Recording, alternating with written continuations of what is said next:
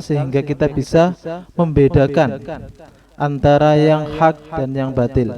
Salawat serta salam tetap tercurah limpahkan kepada Nabi besar Muhammad sallallahu alaihi wasallam, hamba Allah yang telah dengan sabar menuntun umat manusia menuju jalan yang benar.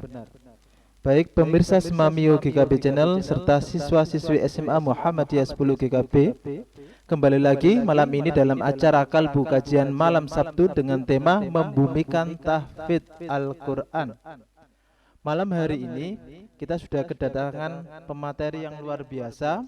Beliau merupakan Mudir Ma'had Tahfidz Quran Muhammadiyah Ibnu Juraimi Yogyakarta. Beliau adalah Ustadz Haris Tohari Rahman. Kita sapa terlebih dahulu. Assalamualaikum Ustadz Haris Tohari. Waalaikumsalam warahmatullahi wabarakatuh. Ustaz Amin. Baik Ustadz, untuk sesi pertama ini kita akan membahas tentang pentingnya Al-Quran dan menghafalnya. Monggo kepada Ustadz Haris, waktu dipersilakan. Bismillahirrahmanirrahim. Assalamualaikum warahmatullahi wabarakatuh. Waalaikumsalam warahmatullahi wabarakatuh. Alhamdulillahi wa kafa wassalatu wassalamu ala rasulihil mustafa wa ala alihi wa ashabihi wa man ittaba'al huda. Asyhadu an la ilaha illallah wahdahu la syarika lah wa asyhadu anna Muhammadan 'abduhu wa rasuluhu la nabiyya wa la rasula ba'da.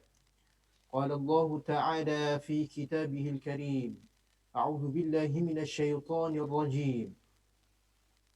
Inna hadzal Qur'ana yahdi lillati hiya aqwam wa yubashshirul mu'minin الذين يعملون الصالحات أن لهم أجرا كبيرا وقال رسول الله صلى الله عليه وسلم في الحديث إن الله يرفع بهذا الكتاب أقواما ويضع به آخرين صدق الله العظيم وصدق رسوله الكريم ونحن على ذلك من الشاهدين.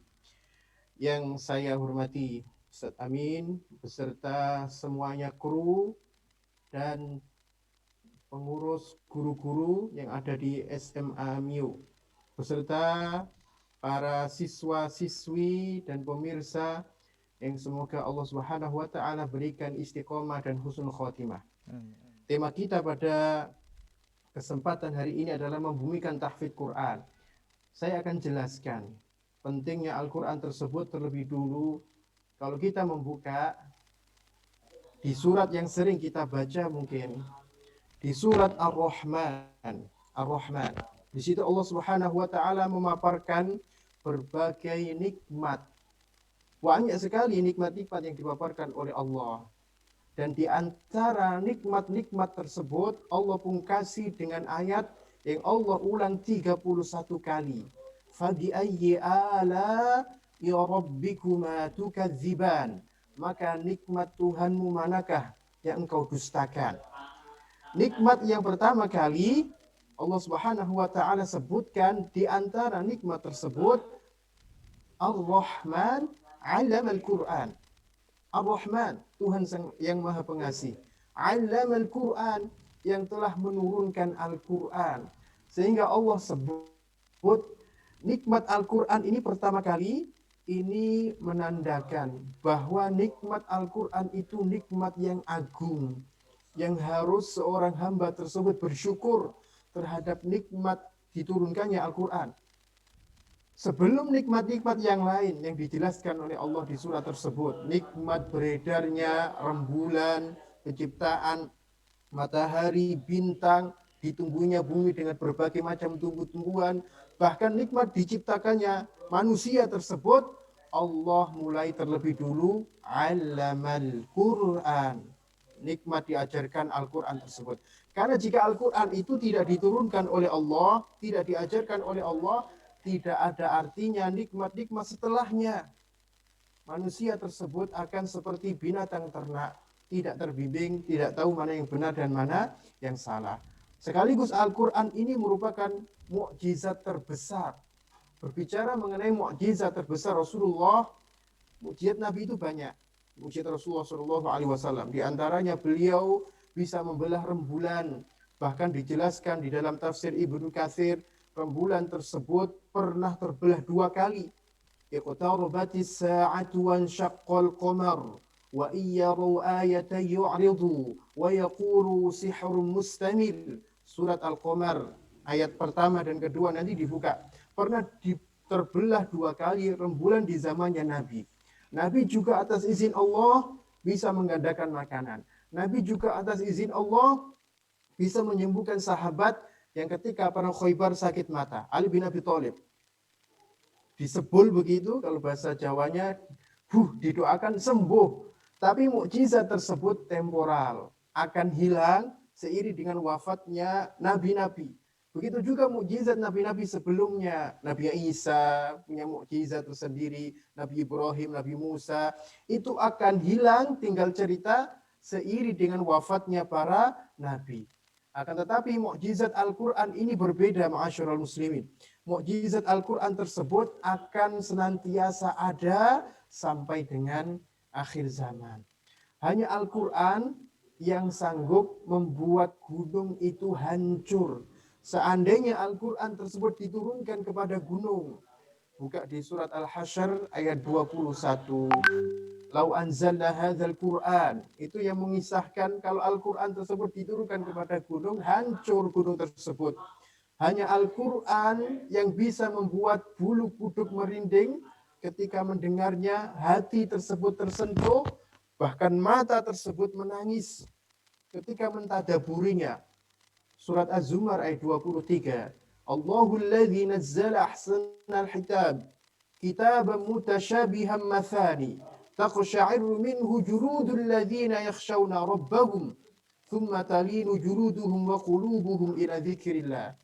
Hanya Al-Qur'an yang sanggup membuat jin tersebut mengakui kehebatan Al-Qur'an tersebut.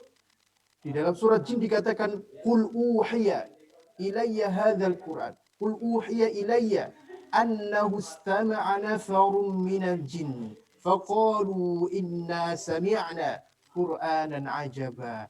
Dan masih banyak sederet kehebatan Al-Quran tersebut yang patut kita semuanya perhatikan dan syukuri. Al-Quran tersebut nikmat terbesar, mukjizat terbesar Rasulullah SAW.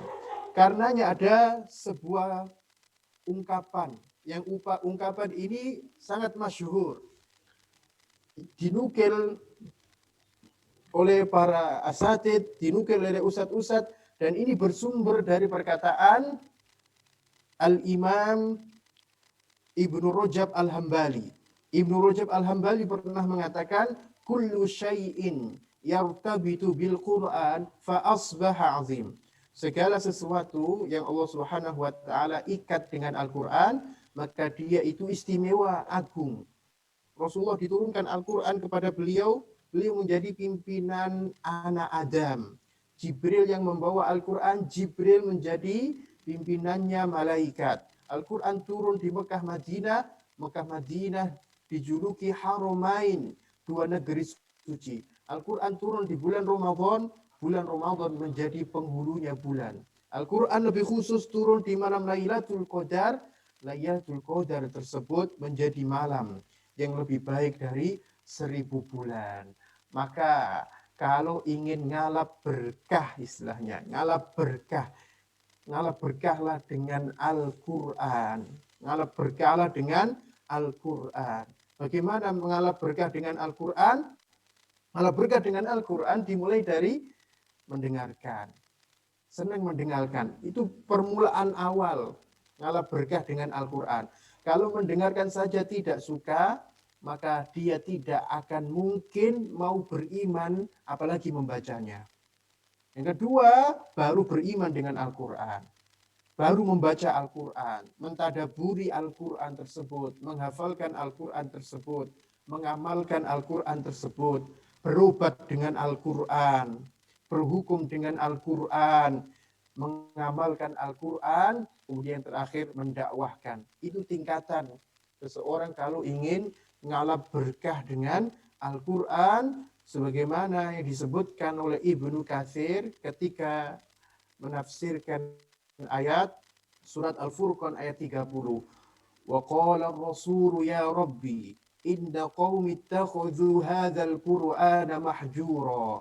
Dan Rasul pernah curhat kepada Allah, sesungguhnya kaumku telah menjadikan Al-Qur'an itu mahjura, sesuatu yang dicampakkan. Di antara ngalap berkah yang pahalanya tersebut agung dengan Al-Quran, keistimewaannya itu agung adalah dengan berinteraksi menghafalkan Al-Quran tersebut. Atau yang lebih dikenal dengan tahfidz. Tahfidz. Karena itu di antara seseorang itu kalau ingin mencari keberkahan Al-Quran tersebut. Pertanyaannya, mengapa kita menghafalkan Al-Quran? Ini pertanyaan yang mendasar. Mengapa kita menghafalkan Al-Quran tersebut? Yang pertama, untuk menanamkan karakter atau adab anak sejak dini. Untuk menanamkan karakter atau adab anak sejak dini. Harus ditanamkan sejak dini Al-Quran. Dengan dimasukkan ke dadanya anak tersebut. Bayangkan, kalau anak sejak dini tersebut dibiasakan untuk mendengarkan lagu-lagu dangdut, lagu-lagu Korea, lagu-lagu rock India dan lain sebagainya, maka yang akan terjadi karakter nantinya yang terbawa ya seperti itu ke depannya. Mulailah membentuk karakter anak tersebut dengan terlebih dulu ketika kecil, mengajarkan Al-Quran, menanamkan, memasukkan Al-Quran itu di dada. Diajarkan tahfidz, menanamkan sampai di dada tersebut. Ibnu Umar pernah mengatakan di dalam perkataannya yang masyhur, "Alaikum bil Quran." Wajib atas kalian berpegang dengan Al-Quran.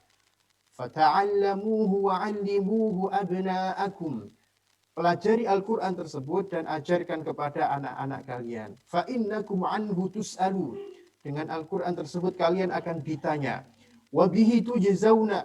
Dengan Al-Quran kalian akan dibalas. "Wa kafa bihi wa'idhan liman aqala." Dan cukuplah Al-Quran tersebut sebagai pengingat bagi orang yang berakal. Perkataan Ibnu Umar tersebut ini didukung oleh beberapa ulama. Maka ulama tersebut ketika awal memondasi akhlaknya tersebut, dia pasti mempelajari Al-Quran. Ketika kecil, seharusnya seperti itu. Marhalah tingkatan menuntut ilmu. Al-Quran dikuatkan, diiringi dengan adab. Al-Quran adab iman sejak kecil. Kemudian setelah itu baru digenjot pembelajaran sains kalau mau, belajar ilmu-ilmu disiplin yang lain, ilmu syar'i.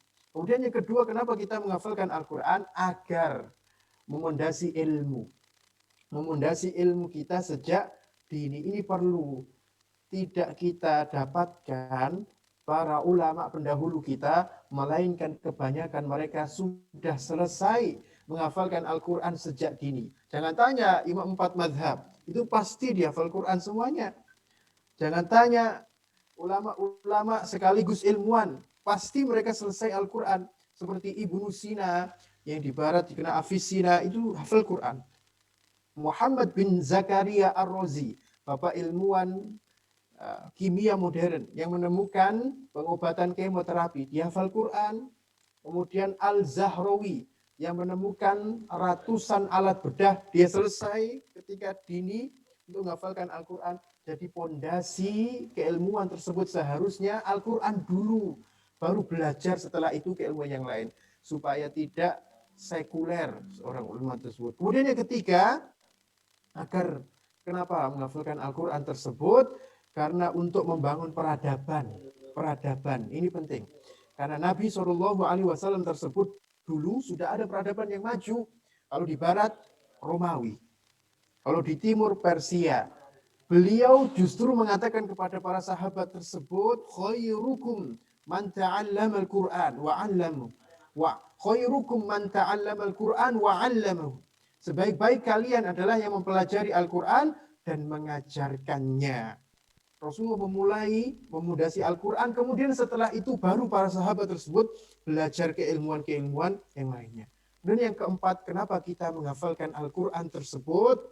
Agar mendapatkan kemuliaan di sisi Allah. Kalau saya sebutkan dalil-dalilnya dari Al-Quran maupun hadis, banyak teman-teman semuanya. Kemudian sangat banyak. Baik itu kemuliaan yang ada di dunia maupun di akhirat. Kemuliaan yang ada di dunia misalkan, satu, mendapatkan tempat istimewa di sisi Allah. Buka di surat Fatir ayat 32, 33 begitu. Allah mengatakan, "Tsumma awrathnal kitaba alladzina istafaina min ibadina." Kemudian kami wariskan Al-Quran ini kepada hamba-hamba kami yang kami pilih tersebut. Kemudian orang yang menghafalkan Quran tersebut digolongkan sebagai ahlullah, keluarga Allah. Dijamin hidupnya juga. Inna nahnu nazzalna dzikra wa inna lahu lahafizun. Ini ayat yang sangat masyhur di surat Al-Hijr ayat 9. Kalau Allah tersebut menjaga Al-Quran, maka secara tidak langsung Allah juga akan menjaga sang penjaga Al-Quran tersebut. Percaya atau tidak? Itu janji Allah Subhanahu wa taala. Maka tidak kita dapati seorang hafid yang istiqomah tersebut kelaparan, tidak ada. Insya Allah hidupnya tersebut akan dijamin oleh Allah Subhanahu wa taala. Di akhirat jangan tanya lagi, banyak. Kalau dalil-dalilnya tersebut, Al-Quran akan menjadi syafaat, kemudian orang yang mempelajari Al-Quran tersebut akan diminta oleh Allah di dalam hadis sahih riwayat Tirmidzi, yuqalu li sahibil Quran, iqra. Dikatakan orang yang ahli Quran tersebut, iqra, baca. Wartaqi, naiklah. Warattil, tartilkan bacaanmu. Kan kama kunta turattilu fid dunya, sebagaimana engkau membaca tartil di dunia. Fa inna manzilataka 'inda akhirin ayatin taqra'uha. Maka akhir ayat kedudukanmu itu ditentukan bacaan Al-Qur'an yang ada di dalam dadamu. Demikian. Baik Ustadz, sebelum kita lanjut nanti ke sesi selanjutnya, kita break sebentar untuk menyaksikan pesan-pesan berikut ini.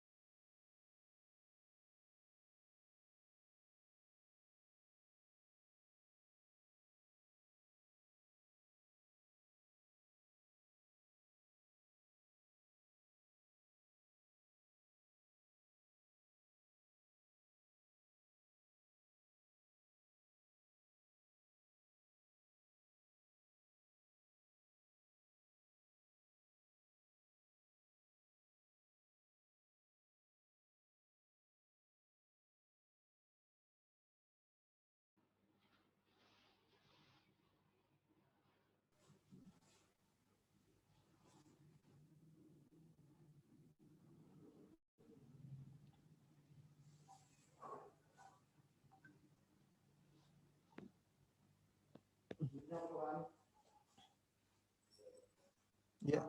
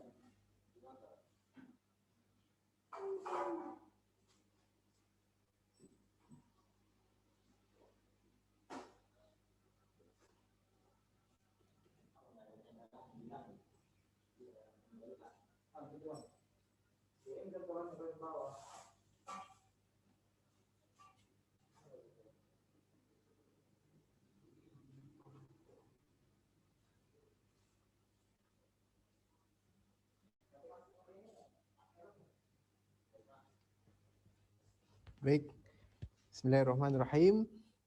Bagaimana tips agar mudah menghafalkan Al-Quran? Karena saya praktisi ya, saya akan berikan tipsnya. Yang tips tersebut bisa dilakukan, insya Allah bisa membantu pemirsa semuanya, siswa-siswi dalam menghafalkan Al-Quran. Yang pertama, ada syarat yang perlu diperhatikan, yakni syarat berupa teknis. Ini syarat teknis saja yang harus dilakukan bagi penghafal Al-Quran. Yang pertama, satu, syarat teknis tersebut, mushaf yang dipakai hendaknya mushaf standar 15 baris tersebut satu halaman, dan kalau bisa mushaf tersebut besar. Jangan pakai mushaf yang kecil.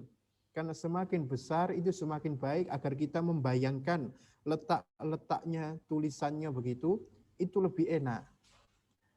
Terkecuali kalau di jalan. Mushaf kecil yang di saku tersebut dipakai untuk di jalan saja. Ketika murojaah tersebut terlupa baru dibuka.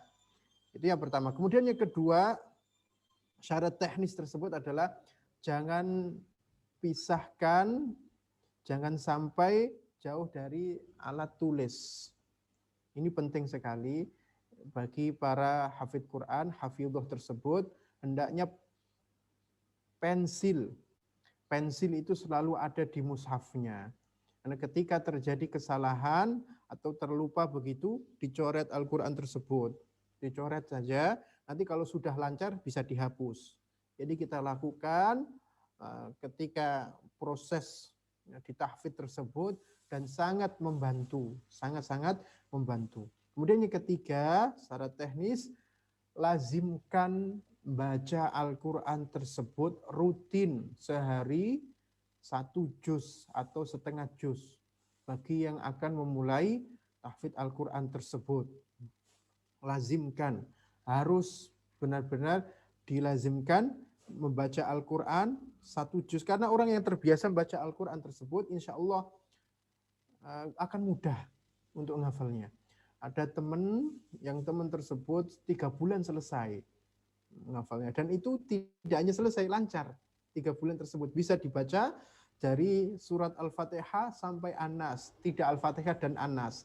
Ternyata ketika ditanya, dia sudah pernah khatam 30 kali.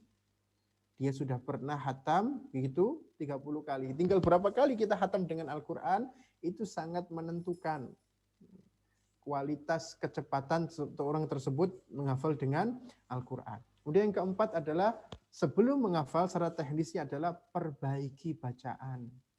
Bacaannya diperbaiki, harus standar. Karena jangan sampai nanti sudah menghafal tahfidz tersebut, kesalahannya parah, banyak. Maka yang akan terjadi adalah bertumpuk-tumpuk kesalahan tersebut dan hafalannya tersebut akan kacau, perbaiki. Kemudian itu teknis, secara teknis. Kemudian syarat intinya yang harus dimiliki agar mudah menghafalkan Al-Quran adalah yang pertama, perbaiki niat. Niatnya ini penting sekali, karena dengan niat tersebut Allah akan bantu kita. Allah akan bantu kita memudahkan berinteraksi dengan Al-Quran. Niat karena Allah. Jangan sampai niat karena ketenaran, niat karena ingin tujuan dunia, itu jangan sampai. Kemudian yang kedua yang harus diperhatikan, ini syarat yang harus dimiliki. Yang harus dimiliki para membaca Al-Quran tersebut. Kuatkan azam. Azam dikuatkan, curahkan segala daya dan upaya. Karena kecerdasan itu bisa dilatih, akhi. Kecerdasan itu bisa dilatih. Daya ingat tersebut bisa diperbaiki. Tapi yang nggak bisa diperbaiki, yang pasti gagal tersebut, kalau dia tidak punya azam. Atau di awal saja tekadnya, setelah itu dapat 2 juz, 3 juz, 5 juz begitu, lemah. Allah tidak akan menolong seorang hamba yang putus asa begitu, yang tidak ada kemauan. Rasulullah SAW saja, beliau berdoa dari Allah Subhanahu wa taala dari kelemahan. Allahumma inni a'udzubika minal ajzi wal kasal. Ya Allah, aku berdoa kepadamu dari sifat lemah dan malas. Ini harus diperhatikan, azamnya harus dikuatkan, tekadnya. harus dibangun. Yang ketiga, nikmati proses. Ini perlu diperhatikan benar-benar. Karena seseorang tersebut menghafalkan Al-Quran itu seperti masuk di taman bunga. Jangan sampai ada framing pemikiran sebelumnya bahwa menghafalkan Al-Quran tersebut merotoli rambutnya dan pusing dan sebagainya. Jangan. Nikmati proses tersebut. Kalau sudah senang dengan proses tersebut, mendalami, menghayati ayat Al-Quran itu, berapapun lamanya dia akan betah. Makanya Utsman bin Affan, sahabat Nabi yang senang sekali membaca Al-Quran, beliau pernah mengatakan, lau tahurat qulubuna, kalau seandainya hati kita bersih, masyabi'na min kalamillah, tidak akan puas, kenyang dari membaca kalamullah. Nikmati proses. Jadi ketika membuka Al-Quran itu tersenyumlah. Buatlah se-enjoy mungkin. Jangan dibuat beban. Karena Al-Quran itu diturunkan bukan untuk beban. Toha ma anzalna alaikal Qur'ana litashqa. Kami menurunkan Al-Quran tersebut bukan membuat engkau itu berat. Illa tadhkiratan liman yakhsha, kecuali bagi pengingat bagi orang yang takut kepada Allah. Yang kelima, istiqomahlah, sedikit-sedikit istiqomah. Walaupun cuma sebentar begitu, satu ayat, berapa ayat, istiqomahlah. Istiqomah ini agak berat nih yang berbicara istiqomah. Tapi ada keistimewaannya memang. Makanya orang yang istiqomah tersebut dijamin oleh Allah Subhanahu wa taala pahalanya sangat agung. Kemudian yang keenam, hindari maksiat. Hal-hal yang tidak berfaedah, syubhat, maksiat, lagho itu hindari. Seperti hindari musik-musik dangdut, begitu musik-musik pop, apalagi maksiat, itu sangat mengganggu dari hafalan kita. Memang terkadang maksiat tersebut nggak menghilangkan langsung tersebut, tapi minimal engkau akan malas melakukan ketaatan kepada Allah. Engkau akan malas melakukan baca Al-Quran, sholat akan malas, akan membekas di hati kita maksiat tersebut kalau orang itu nggak bertaubat. Kalau orang tersebut tidak bertaubat. Kemudian yang selanjutnya adalah berdoa kepada Allah. Jangan sampai lupa berdoa kepada Allah. Karena Al-Quran itu yang punya Allah. Jadi Allah Subhanahu wa taala, mintalah kepadanya. Tidak jaminan orang yang peringkat 1 kemudian berhasil di dalam tahfidz 30 juz lancar, tidak jaminan. Kalau dia sombong, tidak mau meminta sama Allah, Al-Quran itu akan menjadi hujah yang memberatkannya. Itu kalau kita bicara tips-tipsnya. Tapi kalau kita bicara metode mudah untuk menghafalkan Al-Quran, ada banyak metode. Nah, selama ini yang dipakai oleh Pondok Ibnu Juraim itu metode yang kami ciptakan, yakni metode kolaborasi. Menggabungkan seluruh metode dan meramunya menjadi satu metode yang khusus, mudah sekali untuk menghafalkan Al-Quran. Di antara metode kan ada metode talakti. Talakti itu dengan menyimak, melihat bacaan orang yang baca Al-Quran tersebut, kemudian kita benarkan. Kita lihat bibirnya, gimana bacaannya, kalau salah dibenarkan. Kemudian yang kedua ada simai itu mendengar. Takrir itu mengulang-ulang. Yang keempat tafhim itu memahami. Yang kelima scan. Metode scan itu melihat Al-Quran tersebut, dilihat pojok-pojoknya, kemudian direkam dengan mata kita. Yang keenam ada metode qasas, kemudian yang ketujuh kitabah, nulis. Qasas tadi bercerita, yang 7 kitabah, menulis. Nah, kolaborasikan metode-metode ini jadi satu metode yang mudah. Saya kasih contoh. Cara menghafalkan Al-Quran yang mudah begini. Misalkan saya kasih contoh juz 24 ya. Innalladzina qalu rabbunallahu. Innalladzina qalu. Kalau anak kecil nggak bisa baca, maka yang menalkin itu bapak ibunya. Tapi kalau kita bisa baca seperti itu, maka kita urutkan metode-metode ini, ditalaki, dibimbing anak tersebut. Nanti kita praktekkan. Bisa kita praktekkan, Ustaz Amin? Ustaz. Coba Ustadz Amin bisa ngikuti saya. Saya baca innalladzina qalu sama-sama. Innalladzina qalu Rabbunallahu Rabbunallahu thumma istaqamu summa istaqamu tatanazzalu alaihim tatanazzalu alaihim تتنزل عليهم الملائكة tatanazzalu alaihim malaika ألا تخافوا ولا تحزنوا alla takhafu wa la tahzanu. Ya, seperti itu sampai selesai. Itu namanya talaki dengan disimak santri kita, murid kita. Nah, langsung saja ambil alat tulis. Setelah ditalaki begitu, ambil alat tulis, kemudian ditulis Al-Quran tersebut yang ditalaki. Setelah bacaannya dibetulkan, dan itu beberapa kali dengan variasi. Saya kalau mengajarkan dengan variasi. Variasinya gini misalkan, tadi baca keras bareng dengan kita begitu, itu 3 kali. Pertama kita baca 3 kali dulu. Innalladzina qalu rabbunallahu tsumma istaqamu tatana. Satu ayat penuh kita baca 3 kali sendiri. Kemudian setelah itu diikuti oleh murid kita. Dengan melihat Al-Quran. Lihat dulu Al-Qurannya. Innalladzi itu 3 kali juga. Kemudian baca bareng-bareng 3 kali. Sudah 6 ya. Kemudian setelah itu baca cuma di bibir saja. Di bibir. Nggak ada suaranya.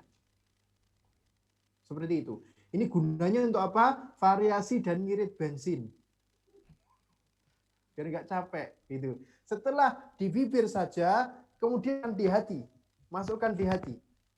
3 kali, 3 kali. Di bibir 3 kali, di hati 3 kali. Nah, setelah itu kolaborasi semua metode. Setelah bareng-bareng talaki, simai, tulis. Ditulis. Tulis di buku khusus untuk nulis Al-Quran. Nulisnya jangan sekedar nulis. Tulis sambil dilihat Al-Quran pojok-pojoknya, tulisannya, wakofnya, semuanya ditulis.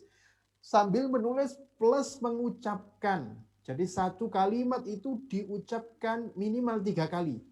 Innalladzina qalu, innalladzina qalu, innalladzina qalu. Jangan cuma nulis saja. Kalau nulis saja keliru. Karena nulis sambil melafalkan. Itu perbedaannya. Innalladzina qalu, innalladzina qalu, innalladzina qalu rabbunallahu tsumma istaqamu, rabbunallahu tsumma istaqamu, rabbunallahu tsumma istaqamu. Minimal 3 kali. Innalladzina qalu. Enggak capek karena cuma di bibir saja. Itu akan cepat sekali melekat hafalan tersebut karena sudah melewati. Setelah itu direkam dengan mata kita, dilihat letaknya tersebut seperti ini. Kemudian setelah itu baru kita akan hafal ayatnya, wakof ibtidaknya tahu, posisi ayatnya tersebut akan tahu. Kalau itu kita istiqomahkan sangat mudah sekali. Itu yang dipakai oleh santri-santri di Ibnu Juraim untuk menghafalkan Al-Quran.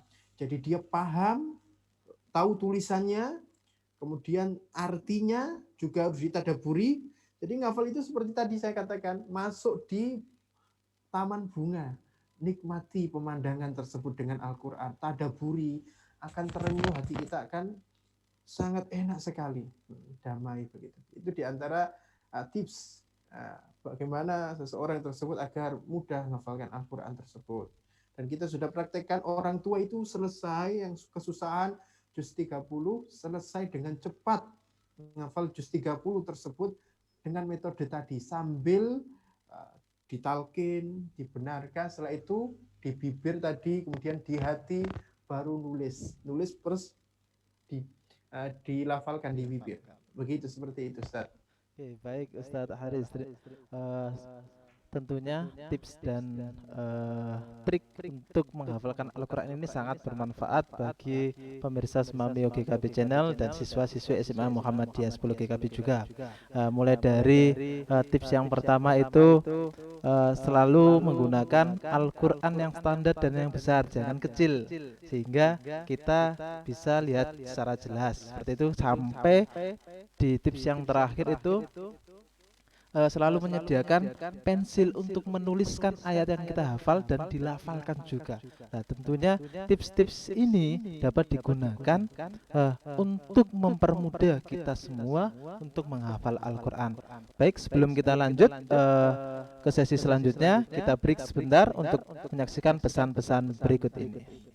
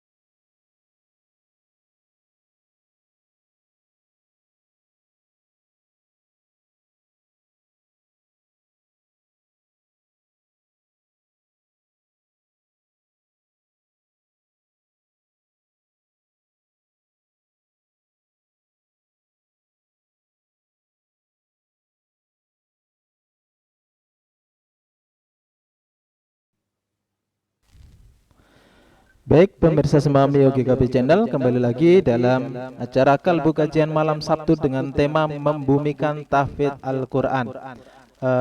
Baik, Ustadz Haris tadi sudah disampaikan terkait dengan tips mudah untuk menghafalkan Al-Quran. Lalu ketika kita sudah menghafalkan Al-Quran, apakah ada hal-hal yang perlu dihindari sehingga hafalan kita itu tetap terjaga?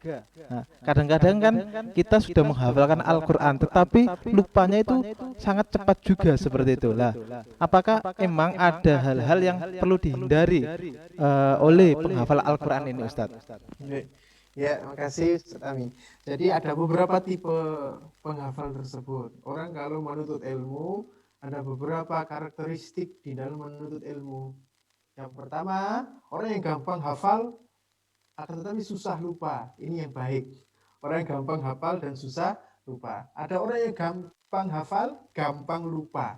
Yang kedua, ada orang yang susah hafal tapi dia susah lupa. Yang keempat ini yang paling masya Allah, la yamutu wa la yahya. Tidak bermutu, tidak ada biaya misalnya. Ini perlu digenjot ini. Ada yang susah ngafal tapi gampang sekali lupa. Bisa. Kecerdasan itu bisa dilatih. Ingatan itu bisa dilatih. Insya Allah kalau kita minta kepada Allah, dikasih sama Allah Subhanahu wa Ta'ala. Ini perlu diperhatikan sebelum kita memulai untuk tahfidz Quran. Ada sebuah ungkapan dalam bahasa Arab dikatakan nisfun nasri, sebagian pertolongan, anta arifa khusmaka ahsanu min anta arifa nafsaka. Termasuk sebagian dari pertolongan tersebut, engkau mengenal lawanmu terlebih dulu, musuhmu terlebih dulu. Itu lebih baik daripada engkau mengenal dirimu sendiri. Karena jika kita mengenal siapa tersebut musuh kita, kita akan menjauhinya. Kita akan jaga-jaga dulu supaya itu bahayanya tidak menimpa kita. Inilah kemudian yang menyebabkan sahabat Nabi Hudzaifah Ibnu Yaman, bukan Hudzaifatur Rahman, Ustaz Hudzaifatur Rahman, bukan, tapi Hudzaifah Ibnu Yaman. Hudzaifah ini kalau tanya kepada Nabi, nanyanya pasti yang tentang fitnah, tentang keburukan-keburukan. Tujuannya itu bukan untuk diikuti, tapi untuk agar waspada dari keburukan-keburukan tersebut. Nah, sama kalau kita seorang penghafal Quran, kita harus tahu bagaimana Al-Quran tersebut supaya terjaga. Kita juga harus menghindari keburukan. Keburukan-keburukannya harus kita tahu supaya kita menghindarinya. Yang pertama yang harus diperhatikan bagi para penghafal Al-Quran, anak-anak siswi SMA Mio yang akan mendalami tahfidz tersebut, yakni jangan sampai kita menggadaikan Al-Quran dengan kesenangan dunia. Ini diantara yang perlu dihindari bagi para penghafal Quran, menggadaikan Al-Quran dengan kesenangan dunia. Jangan sampai tadi niat untuk mendalami Al-Quran karena dunia. Karena ini yang menyebabkan seorang ilmuwan itu berkhianat terhadap ilmunya. Kan dia menggadaikan dengan kesenangan dunia. Nabi Shallallahu Alaihi Wasallam bersabda, Inna dunya hulwah khadirah. Sesungguhnya dunia tersebut hulwah, manis, khadirah dan juga hijau. Seorang korupsi, melakukan kejahatan-kejahatan itu karena tidak tahan terhadap godaan dunia tersebut. Nah, jangan sampai para hafidz Quran tersebut menggadaikan Al-Qur'annya dengan kesenangan dunia. Akan turunlah derajat para hafidz Quran tersebut. Kemudian yang kedua, ini jelas bermaksiat kepada Allah. Hindari hal-hal yang syubhat dan bermaksiat. Saya tidak mengatakan bahwa kita tidak akan bermaksiat. Itu tidak mungkin. Karena manusia tersebut mahalul khata' wa nisyan. Orang tersebut adalah tempatnya salah dan lupa, manusia tersebut. Tapi yang menjadi masalah adalah seorang nggak sadar bahwa dia itu terjerumus maksiat, itu bertahun-tahun dia lakukan, menikmati maksiat tersebut. Yang ini yang tidak boleh, harus segera diistighfari, ditaubati. Karena boleh jadi maksiat tersebut tidak langsung menghilangkan Al-Quran seseorang di dada dengan cara seksama dan dalam tempo yang sesingkat-singkatnya. Boleh jadi tidak, akan tetapi minimal akan membuat engkau lemah dan malas dari membaca Al-Quran, dari bersama Al-Quran. Maksiat akan membentuk titik noda di hati kita tersebut. Titik-titik hingga menghalangi seseorang dari nikmatnya beribadah kepada Allah Subhanahu wa Ta'ala. Dan ini bahaya. Kalau dia sudah seperti itu, gak akan murojaah. Dia akan malas, gak akan murojaah, gak akan apa, karena dia dilalaikan oleh hal-hal yang maksiat, syubhat, mubah saja kalau berlebihan dihindari. Mubah kalau berlebihan dihindari. Seperti anak-anak semuanya yang sering ngegame online, itu jangan. Karena ini harus dihindari para hafidz Quran. Kalau sudah menikmati game online begitu, Al-Quran nggak akan disentuh. Kebaikan-kebaikan akan banyak terlewat. Musik juga, dangdut, pop begitu dihindari. Ciri hafidz Quran tersebut, ketika orang-orang tertawa, berbahak di malam hari juga bergadang begitu, para hafidz Quran tersebut dia khusyuk dengan Al-Qurannya. Kemudian ketiga, di antara yang harus dihindari para hafidz Quran, jangan sampai menganggap dirinya istimewa. Memang antum semuanya istimewa. Memang kalau orang tersebut sudah terikat dengan Al-Quran, pasti antum tidak usah milih. Tidak usah milih, Allah yang memilihkan. Antum akan digolongkan hamba-hamba Allah yang istimewa. Jangan sampai maksud saya menganggap diri kita sudah istimewa. Belum tentu amalan kita itu diterima oleh Allah Subhanahu wa Ta'ala. Karena banyak ini fenomena para hafidz Quran tersebut, orang yang sudah stratanya, gelarnya banyak begitu, menganggap dirinya istimewa. Itu berbahaya karena bisa menghapus amal. Ujub itu bisa menghapus amal. Ujub, dia bangga terhadap dirinya sendiri.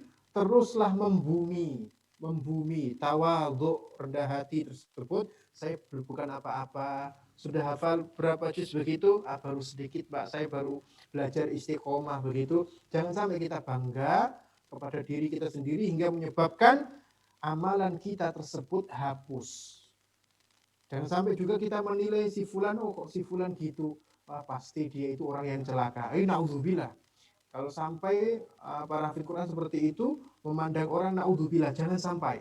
Ibnu Qayyim pernah mengatakan ada orang yang masuk surga gara-gara amalnya, masuk surga gara-gara dosanya. Dan ada orang yang masuk neraka gara-gara amalnya. Orang yang masuk surga gara-gara dosanya karena dia bertaubat. Setelah berdosa tersebut bertaubat kepada Allah, akhirnya menjadi orang yang soleh, baik, terus ingat dosanya, nangis. Masuk surga gara-gara dosanya. Dan orang yang masuk neraka gara-gara amal ketaatannya karena dia bangga terhadap amalnya. Jangan sampai terbetik perasaan bangga. Jangan, biar Allah yang membalas antum terhadap usaha yang antum lakukan. Kemudian yang keempat, malas di dalam murojaah. Ini yang harus dihindari. Malas. Saya sering mengatakan kepada santri saya bahwa ngafal itu sekali seumur hidup. Ngafal itu sekali seumur hidup. Tahfidz tersebut memasukkan. Murojaah sampai mati. Murojaah itu sampai mati. Karena fadilahnya besar, keistimewaan menjadi ahlul Quran. Maka Allah uji, jaga Al-Quran sampai mati. Jaga Al-Quran tersebut sampai mati. Baru Allah kasih keistimewaan tersebut. Murojaah tersebut seumur hidup. Murojaah itu lebih gampang sebenarnya. Kalau saya ditanya, mana yang lebih susah Ustadz? Ngafal sama murojaah, yang awal-awal ngafal sama murojaah. Lebih susah ngafal awal. Karena dibutuhkan dua upaya. Upaya nambah dan murojaah. Upaya nambah dan murojaah. Dia lebih meres ekstra energi. Tapi kalau cuma murojaah sudah selesai begitu, itu tinggal santai. Cuma satu upaya murojaah. Orang kalau baru proses ngafal, dia nggak bisa disambi nyetir begitu mobil. Bisa atau tidak? Susah, nggak bisa. Sambil nyuci begitu, nggak bisa. Sambil masak, nggak bisa. Tapi murojaah bisa. Disambi apapun bisa.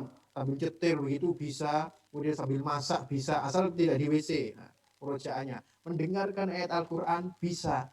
Sebenarnya mudah. Yang membuat susah murojaah seperti itu, setan. Setan dan kemalasan itu harus dihindari bagi para hafid Quran. Kemudian yang kelima yang harus dihindari para hafid Quran, merasa puas dengan apa yang diraih. Itu bahaya. Merasa puas dengan apa yang diraih. Kalau sudah selesai Al-Quran 30 juz, jangan pernah puas menuntut ilmu. Karena kebanyakan para hafid tersebut sudah merasa selesai menuntut ilmu, kemudian dia tidak mempelajari keilmuan yang lain. Al-Quran itu pondasi. Nanti dikembangkan, itu mudah sekali keilmuannya. Belajar tafsir, belajar usul fikih, belajar keilmuan yang lain, mudah kalau orang itu punya Al-Quran. Sayangnya, dia sudah punya Al-Quran di dada, berhenti karena lemah, malas begitu, dan merasa cukup. Jangan. Lihat para ilmuwan dulu. Lihat para ulama-ulama dulu. Mereka tersebut semakin tekun setelah Al-Quran itu, sejak dini dia tanamkan di dada. Itu mungkin 5 yang harus dihindari para penghafal Quran. Oke, baik Ustadz, sebelum kita akhiri acara kalbu kali ini, mungkin Ustadz bisa menyampaikan closing statement untuk pemirsa Semamio GKB dan siswa-siswi kita, sehingga siswa-siswi kita itu bisa termotivasi untuk selalu menambah hafalannya dan selalu menjaga hafalannya, Ustadz. Ya, kasih teman-teman semuanya, ingatlah selalu ketika kamu semuanya berinteraksi dengan Al-Quran, ingatlah selalu keistimewaan dari Al-Quran tersebut. Al-Quran itu sanggup merubah peradaban yang dulu jahiliyah menjadi Islamiyah. Al-Quran itu sanggup membuat para sahabat dulu, yang para sahabat itu hanya angon wedus begitu, kemudian para sahabat tersebut sangat tradisional, menjadi peradaban yang sangat maju tersebut berkat Al-Quran.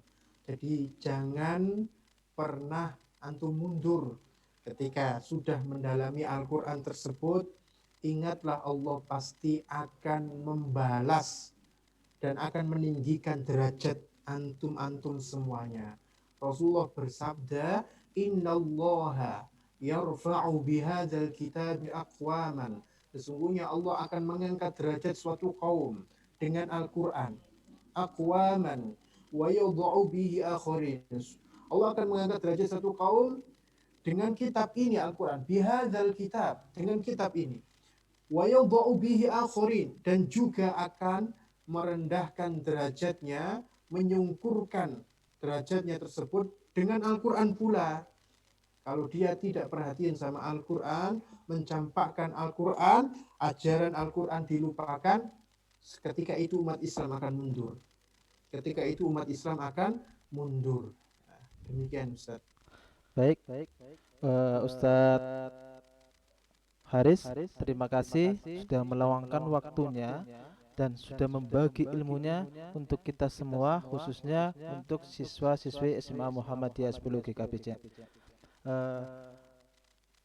Untuk terakhir, kita sampaikan bahwa apa yang sudah disampaikan oleh Ustadz Haris ini tentunya sangat bermanfaat sekali bagi kita semua, karena Al-Quran merupakan mukjizat terbesar yang telah diberikan Allah kepada Nabi Muhammad dan telah diajarkan kepada kita semua. Tentunya sudah selayaknya lah, sudah seharusnya bagi kita semua untuk selalu menjaga Al-Quran dan menanamkan Al-Quran dalam hati kita. Akhirul kalam, saya tutup, saya akhiri acara Kalbu malam hari ini. Jangan lupa untuk selalu subscribe Smamio GKB Channel, dan insya Allah untuk kedepannya Smamio GKB Channel akan memberikan atau menayangkan hal-hal yang bermanfaat bagi pemirsa sekalian. Akhirul kalam, wabillahi taufiq wal hidayah. Wassalamualaikum warahmatullahi wabarakatuh. Waalaikumsalam warahmatullahi wabarakatuh.